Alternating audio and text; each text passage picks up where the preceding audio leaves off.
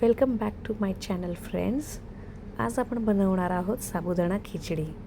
याकरता मी हे भिजत घातलेले साबुदाणे घेतलेले आहेत, जे 5-6 तास भिजत ठेवले होते. हे बटाटी, हे 2 मिरच्या आणि हे शेंगदाणे भाजून घेतले आहेत.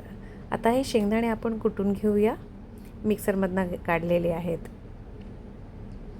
आता मी एक कढई ठेवली, त्याच्यामध्ये मी हे जिरे टाकले आहेत. तेल तापल्याच्या नंतर मिरच्या टाकल्या आहेत, ज्या 2 मिरच्या मी कापून घेतल्या होत्या बारीक. जिरे चांगले तडतडले की मग आपण त्याच्यामध्ये चवीप्रमाणे मीठ टाकून घेऊया आणि मग ही बटाटी आपण त्याच्यात मिक्स करूया. मीठ तेलामध्ये टाकल्याच्या नंतर ते अगदी छान मिक्स होतं, एकजीव होतं, सगळीकडे सेम प्रमाणामध्ये लागतं. हे आपण बटाटे चांगले हे करून घेतले आहेत, स्मॅश करून घेतलेत.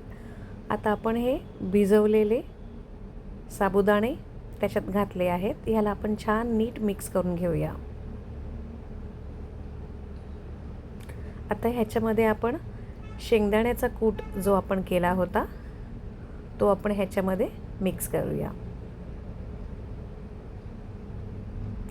तुम्हाला जेवढा हवा आहे त्या हिशोबाने तुम्ही हे शेंगदाण्याचा कूट ह्याच्यामध्ये घालू शकता आणि याला नीट आपल्याला एकजीव करायचं आहे.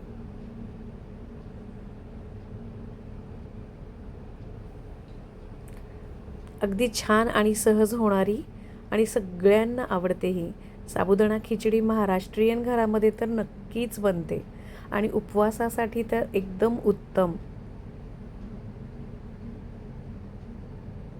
माझ्या चॅनलला सबस्क्राईब आणि लाईक नक्की करा. थँक्यू.